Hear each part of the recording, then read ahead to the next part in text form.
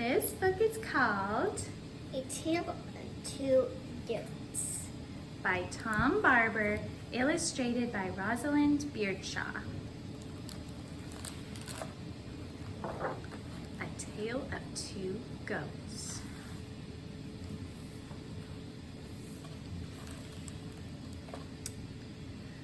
Farmer Cole lived all alone on a big farm in the middle of the prairie.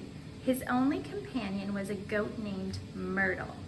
Every morning after milking, he set her loose in a field of cabbages. Next door was another big farm. Here lived Farmer Jones, all on his own as well. His only friend was a goat named Muriel. Every morning after milking, he set her loose in a field of turnips.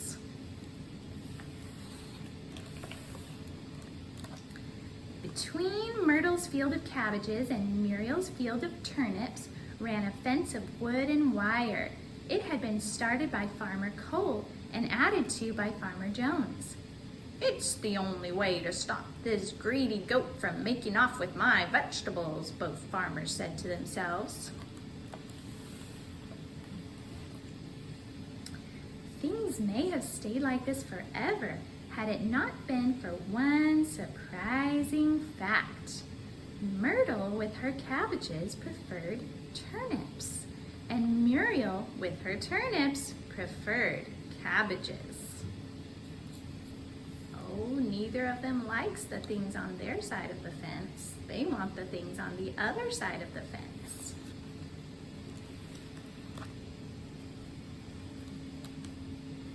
Now, you must know that nothing can come between a goat and its stomach. So Myrtle and Muriel had come up with a perfect solution to their problem. Every day, Myrtle pushed a piece of cabbage through the wire to Muriel. Muriel, in turn, pushed a piece of turnip through to Myrtle. This kept them both happy, and over the years, they became close friends. But then came the fateful day when Farmer Cole and Farmer Jones finally noticed what their goats were up to. "I can't have his goat eating my cabbages," said Farmer Cole. "I can't have his goat eating my turnips," said Farmer Jones. "This must stop," they both said. So Farmer Cole and Farmer Jones gathered some wood and nails. Then they began hammering and sawing, each acting as if the other one simply wasn't there.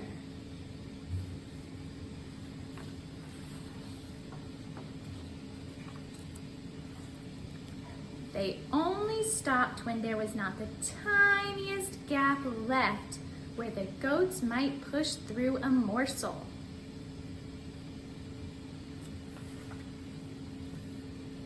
But goats' teeth are miraculously strong, and the very next day Myrtle and Muriel gnawed a hole right through the fence and carried on exactly as before. Farmer Cole and Farmer Jones were on the lookout for trouble now. "This won't do at all," they muttered to themselves. They brought bricks and mortar, and in place of the fence, they built a wall. Even a goat can't chew through bricks.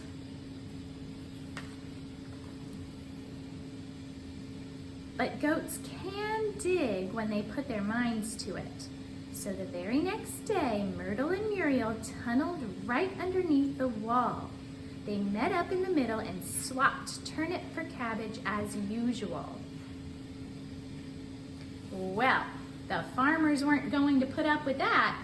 They each dug a trench along their side of the wall and filled it in with concrete. "This will put a stop to that nonsense," they thought. And it did, for a while, but goats can throw pretty well. No. So Myrtle and Muriel tossed the turnips and cabbages over the wall to each other. That took care of the food, but the truth was the two goats were missing the old days when they could chat with each other face to face through the fence. Meanwhile, Farmer Cole and Farmer Jones built the wall higher.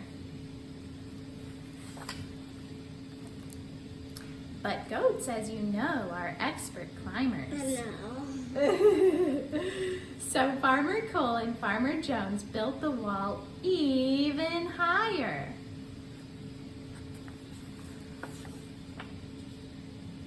But goats can do a mean pole vault. No. Really, I've seen them. Farmer Cole and Farmer Jones had no choice but to build the wall even higher. They topped it off with coils of wire. That should finish off their little game, they said to themselves. And indeed, it did. But now there was a new problem. Myrtle stopped eating her food. All she could do was stare at the wall and bleat sadly. Meh. From the other side came a faint answering bleat, for things were just as bad with Muriel. Farmer Cole and Farmer Jones were worried.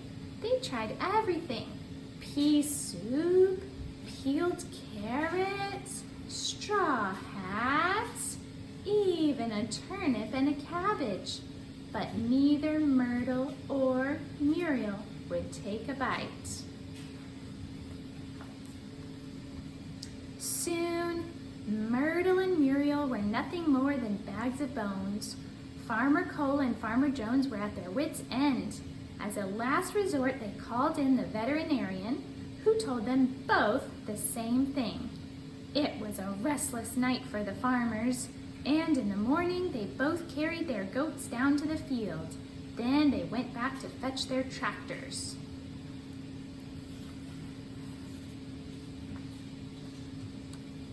In 10 minutes flat, the wall was smashed to the ground. Farmer Cole and Farmer Jones gazed at each other over the rubble. For the first time ever, instead of looking away, they gave each other a shy wave. With the wall down, Myrtle and Muriel struggled to their feet. It was a touching reunion.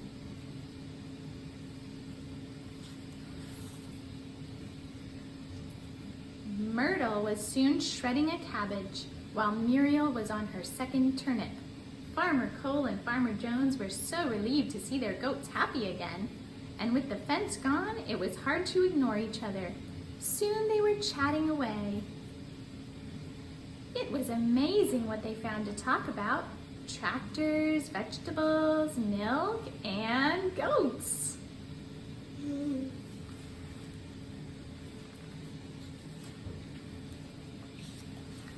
Farmer Cole and Farmer Jones still live on their own, but they have their goats and they have each other, and that seems enough for all four of them. The end.